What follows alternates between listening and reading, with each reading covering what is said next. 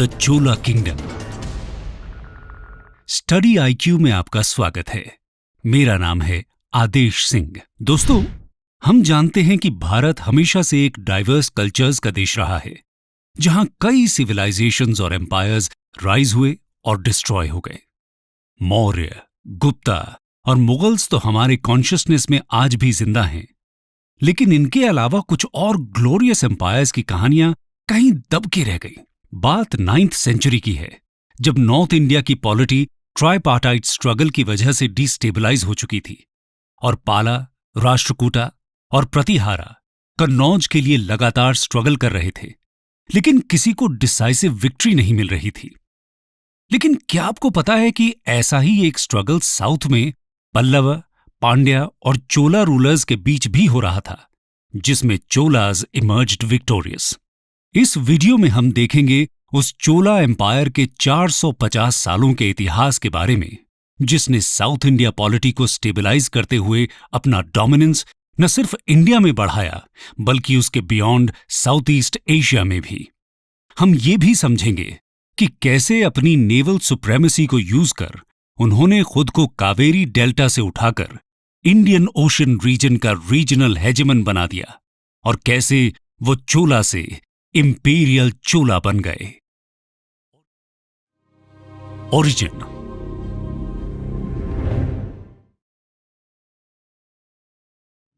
वैसे चोलाज का इतिहास काफी पुराना है। इस नाम के एक किंगडम का एस्टैब्लिशमेंट सबसे पहले कावेरी डेल्टा के अराउंड कुछ 300 बीसी में हुआ, जिसका मेंशन अशोका के एडिक्ट्स में भी है। हिस्टोरियंस इन्हें अर्ली चोला कहते हैं, लेकिन वो इनके किंगडम को एम्पायर का दर्जा नहीं देते और कहते हैं कि ये कावेरी डेल्टा के अराउंड ही लिमिटेड था। हमारे वीडियो का टॉपिक ये अर्ली चोला नहीं, बल्कि चोला एम्पायर या इंपीरियल चोलाज हैं, जिनकी हिस्ट्री लगभग 850 एडी में स्टार्ट होती है। इनका अर्ली चोलाज से कोई लिंक था या नहीं, ये बात काफी डिस्प्यूटेड है। खैर, इंपीरियल चोला डायनेस्टी के फाउंडर विजयालया थे, जो पल्लवाज के फ्यूडिटरी थे, यानी वो पल्लवाज को अपना एलिजेंस ओ करते थे। 6th और 7th सेंचुरीज में कावेरी डेल्टा दो डायनेस्टीज, पल्लवाज ऑफ कांची और पांड्याज ऑफ मदुराई के बीच डिवाइडेड था। पांड्याज मदुराई और केरला के रूलर थे, वहीं पल्लवा तेलुगु स्पीकिंग एरियाज के अनडिस्प्यूटेड किंग्स। ये वही पल्लवा थे जिनके एक रूलर नरसिम्हा वर्मन ने कन्नौज के हर्षवर्धन को हराने वाले चालुक्यन किंग पुलकेशन II को बुरी तरह से डिफीट किया था। लेकिन ये किंगडम्स 9th सेंचुरी तक काफी वीक हो चुके थे और इनके बीच साउथ इंडिया की सुप्रेमेसी को लेकर कॉन्फ्लिक्ट चल रहा था। विजयालया चोला ने इनकी वीकनेस और राइवलरी का फायदा उठाकर खुद को भी इस स्ट्रगल में झोंक दिया और पांड्या से तंजावुर को छीनकर अपनी कैपिटल बना लिया। बाद में विजयालया के बेटे आदित्य I ने पल्लवा डायनेस्टी को डिस्ट्रॉय और चोला एम्पायर को फर्दर स्ट्रेंथन किया। Consolidation of empire in India. Cholas के इंडियन एक्सपीडिशंस की बात करें तो 925 में परांतक I ने राष्ट्रकूटा रूलर कृष्ण II को डिफीट किया और अपना इन्फ्लुएंस नॉर्दर्न टेरिटरीज में एक्सपैंड किया। लेकिन चोला एम्पायर के सबसे powerful Kings Rajaraja Chola I और राजेंद्र चोला I थे, जिन्हें एम्पायर के कंसोलिडेशन और उसे कावेरी डेल्टा के बियॉन्ड एक्सपैंड करने का क्रेडिट दिया जाता है। इनकी बदौलत ही चोलाज का कंट्रोल नॉर्थ में कृष्णा गोदावरी बेसिन से लेकर साउथ में श्रीलंका और मालदीव्स और वेस्ट में लक्षद्वीप से लेकर ईस्ट में मलया पेनिनसुला तक फैल गया था। राजेंद्र I ने राजराजा को सक्सीड किया, जिनका इंडिया में सबसे बड़ा अचीवमेंट था गंगा बेसिन का कैंपेन और ओडिशा और पाला रूलर्स पर मैसिव विक्ट्री। इसके बाद उन्हें गनिगईकोंडा चोला का टाइटल मिला, जिसका मीनिंग है कॉन्करर ऑफ द गैंजीज। इसका सेलिब्रेशन चोला एम्पायर में काफी धूमधाम से हुआ और राजेंद्र ने इस विक्ट्री को मार्क करने के लिए गनिगईकोंडा चोलापुरम नाम की नई कैपिटल का कंस्ट्रक्शन करवाया, जो प्रेजेंट डे तमिलनाडु में लोकेटेड है। 1025 एडी से लेकर अगले 250 साल तक ये चोलाज की कैपिटल बनी रही। फॉरेन कॉन्क्वेस्ट्स। चोला किंगडम के सबसे बड़े अचीवमेंट्स उनके फॉरेन कॉन्क्वेस्ट रहे, जिसकी वजह से उन्हें इंपीरियल चोला का दर्जा दिया गया। चोलास को इंपीरियल इसलिए बोला गया क्योंकि मॉडर्न इंपीरियल कंट्रीज जैसे यूनाइटेड किंगडम की तरह ये भी कुछ फॉरेन टेरिटरीज के इकोनॉमिक रिसोर्सेज को अपनी मिलिट्री पावर के थ्रू कंट्रोल और वहां के रिसोर्सेज को खुद की प्रॉस्पेरिटी में यूज करते थे। हिस्टोरियंस चोलास के इस पॉलिटिको इकोनॉमिक सिस्टम को स्यूडो कॉलोनियलिज्म भी बोलते हैं। खैर, चोलास का सबसे पहला important foreign conquest Parantaka one का श्रीलंका कैंपेन था, जिसको फिनिश राजराजा ने किया। राजराजा के श्रीलंकन एक्सपीडिशन को लॉर्ड राम के कैंपेन से करते हुए थिरुवलंगडू प्लेट्स कहते हैं कि drama was excelled by his king whose powerful army crossed the ocean by ships and burnt up the king of Lanka. इसके साथ चोलाज ने मालदीव्स में भी अपना कंट्रोल एक्सपैंड किया। वैसे राजराजा के टाइम ही चोला एम्पायर काफी ज्यादा एक्सपैंड हो चुका था, लेकिन फिर भी राजेंद्र ने साउथ ईस्ट एशिया के श्री विजय एम्पायर पर एक मैसिव अटैक किया, जहां पर विक्ट्री के बाद भी उन्होंने सिर्फ इनडायरेक्ट कंट्रोल मेंटेन किया। तो सवाल यह है कि इतना रिस्की और एक्सपेंसिव कैंपेन राजेंद्र ने लॉन्च ही क्यों किया जब डायरेक्ट रूल का कोई प्लान नहीं था? इसका जवाब हमें उस वक्त की इकोनॉमी, लोकल पॉलिटिक्स और इंटरनेशनल पॉलिटिक्स के लिंकेजेस में मिलता है। वैसे तो चोलास के श्री विजय पर अटैक का immediate trigger point Cambodian Angkor dynasty और श्री विजय एम्पायर के बीच का कॉन्फ्लिक्ट था। अंकोर चोलास के एलाय थे और जब अंकोर और श्री विजय के बीच वॉर हुआ तो राजेंद्र ने भी अंकोर के सपोर्ट में श्री विजय पर अटैक कर दिया, लेकिन यह फिर भी इतने बड़े कैंपेन को जस्टिफाई नहीं करता। दूसरी थियोरी के हिसाब से इसका कॉज तमिल गिल्ड्स और मैरीटाइम सिल्क रूट का पॉलिटिक्स था। मैरीटाइम सिल्क रूट से अब्बासिद कैलिफेट और चाइना के टांग डायनेस्टी के बीच हो रहे प्रॉस्पेरस ट्रेड में साउथ इंडियन पोर्ट्स और मलया पोर्ट्स का काफी इंपॉर्टेंट रोल था, जो शिप्स के लिए ट्रांजिशन पॉइंट्स थे और जहां वो रीफ्यूलिंग के लिए रुकते थे। इस ट्रेड का मोनोपोली तमिल गिल्ड्स के पास था, जिनका कंट्रोल मलयन पोर्ट्स में भी था।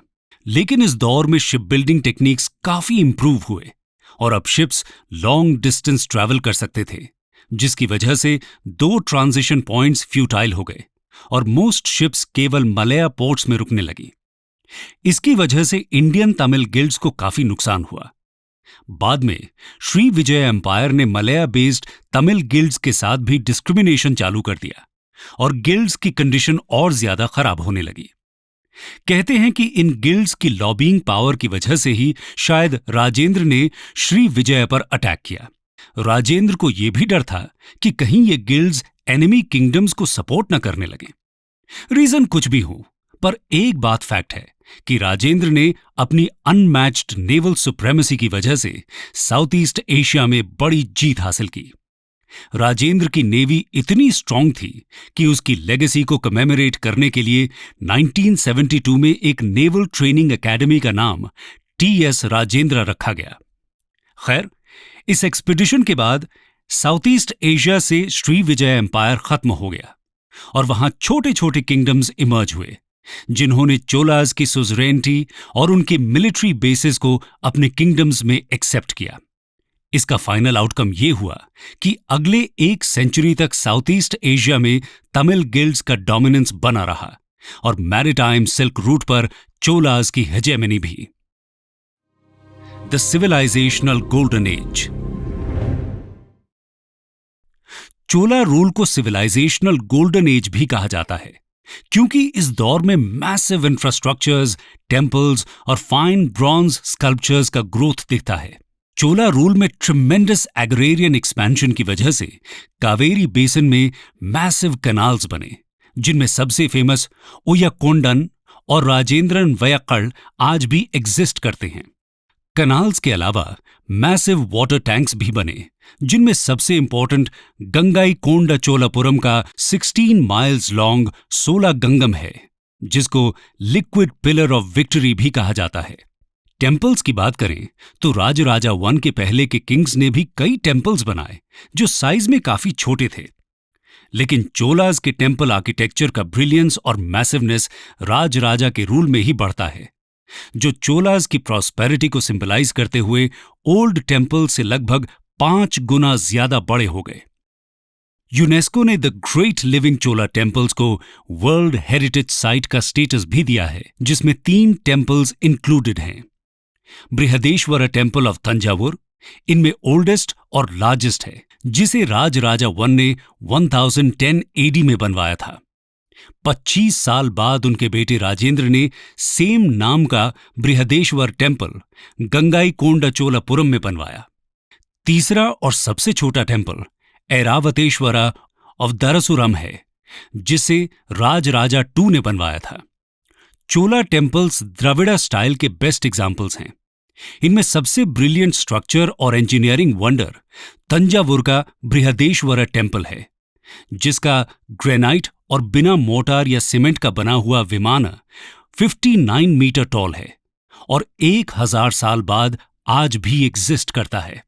विमाना पिरामिडिकल शेप के स्ट्रक्चर्स हैं, जो द्रविडियन टेम्पल्स के सैंक्टम के ऊपर बनाए जाते हैं। बृहदेश्वर टेम्पल के इस विमाना के टॉप मोस्ट स्टोन का वेट 80 टन्स है और इंजीनियर्स आज भी इस पर डिबेट करते हैं कि बिना मॉडर्न मशीनरी के ये स्टोन 59 मीटर्स ऊपर पहुंचा कैसे।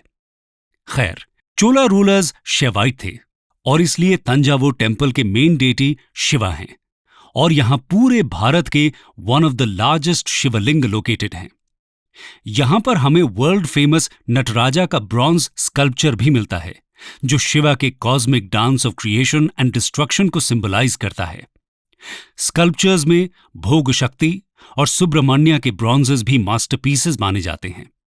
वैसे ये चोला टेम्पल्स मैसिव ग्रांट मिलने की वजह से सेंटर्स ऑफ इकोनॉमिक एक्टिविटीज भी थे, जो साथ में विलेज वेलफेयर के लिए भी काम करते थे। लिटरेचर के फील्ड में भी काफी डेवलपमेंट्स हुए और पॉपुलर वैष्णव टेक्स्ट नलायिरा दिव्य प्रबंधम को भी चोला पीरियड में 12 अलवर सेंट्स ने कंपाइल किया। चोला एडमिनिस्ट्रेशन। चोला एडमिनिस्ट्रेशन भी उनकी लेगेसी का सिंबल है। यहां हमें एक फुली डेवलप्ड सेक्रेटेरिएट की इंफॉर्मेशन भी मिलती है। ऐसा कहते हैं कि पाम लीव्स यूज करके चोलाज ने एक ब्रिलियंट रिकॉर्ड सिस्टम भी बनाया, जिसमें लैंड रिकॉर्ड से लेकर इंटेलिजेंस रिपोर्ट्स तक के रिकॉर्ड्स थे। इसके अलावा चोला एम्पायर 9 प्रोविंसेस में डिवाइडेड था, जिनको मंडलम कहते थे, और इनके गवर्नर्स स्टैंडिंग आर्मी भी मेंटेन करते थे। प्रोविंसेस को नाडु नाम के डिस्ट्रिक्ट्स में डिवाइड किया जाता था, जिन्हें ऑटोनोमस असेंबली नाट्टर गवर्न करती थी। वैसे तो चोला एडमिनिस्ट्रेशन लार्जली एक सेंट्रलाइज्ड पॉलिटिकल सिस्टम था, लेकिन उसमें पावरफुल और ऑटोनोमस लोकल एडमिनिस्ट्रेशन का एग्जिस्टेंस भारत के इतिहास में काफी अनोखा और यूनिक इनोवेशन था, जिसका क्रेडिट राजराजा 1 को दिया जाता है। यहां के विलेजेस को उर और सभा नाम की असेंबलीज गवर्न करती थी, जो ह्यूज ऑटोनॉमी एंजॉय करती थी।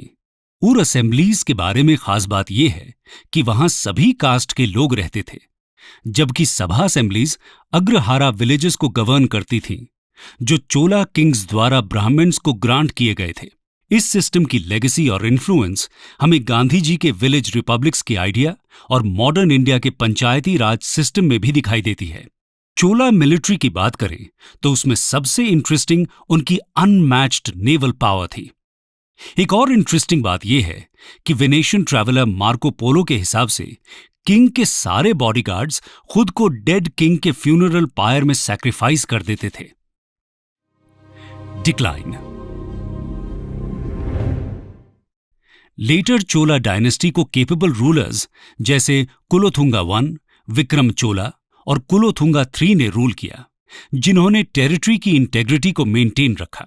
लेकिन कुलोथुंगा 3 के समय ही चोलाज का डिक्लाइन स्टार्ट हुआ। इसका सबसे पहला कॉज था श्रीलंका में सिंहला किंगडम का राइज, जिसने उन्हें श्रीलंका से बैनिश कर दिया। दूसरा कॉज था 1216 के बाद राजराजा 3 और राजेंद्र 3 जैसे वीक रूलर्स। एक रिकॉर्ड के हिसाब से राजराजा 3 को उनकी ही एक फ्यूडिटरी ने हॉस्टेज बना लिया था।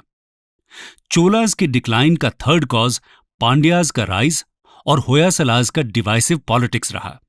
होयसलाज ने डिवाइसिव पॉलिटिक्स यूज करके चोला और पांड्या दोनों को राइज होने से रोकने की कोशिश की। चोलाज को रोकने में तो होयसलाज सक्सेसफुल रहे, लेकिन पांड्याज एक फॉर्मिडेबल पावर बन ही गए। पांड्याज ने पहले होयसलाज को और फिर 1279 में चोलाज को हराया। राजेंद्र III के टाइम तक पांड्यन एम्पायर अपने प्रॉस्पेरिटी के चरम पर था और 1279 राजेंद्र III के रूल की लास्ट रिकॉर्डेड डेट हुई, जिसके बाद चोलाज का भारत से नामो निशान मिट गया। हालांकि चोला डायनेस्टी सिर्फ इंडिया में खत्म हुई, लेकिन उसकी एक रेबल ब्रांच फिलीपींस में 16th सेंचुरी तक रही। इस डायनेस्टी का फाउंडेशन फिलीपींस की सेबू या सुग्बू सिटी में एक इंडियन चोला प्रिंस राजमुडा लुमया ने किया था, जो वहां एक मिलिट्री बेस एस्टैब्लिश करने गए थे। खैर, स्पेनिश इन्वेजन के बाद यह किंगडम भी खत्म हो गया और चोला एम्पायर का ग्लोरियस इतिहास बन गया। लेकिन चोलाज की लेगेसी जिंदा है और आज भी वहां के कल्चर, रिलीजन और टेम्पल्स में फल फूल रही है।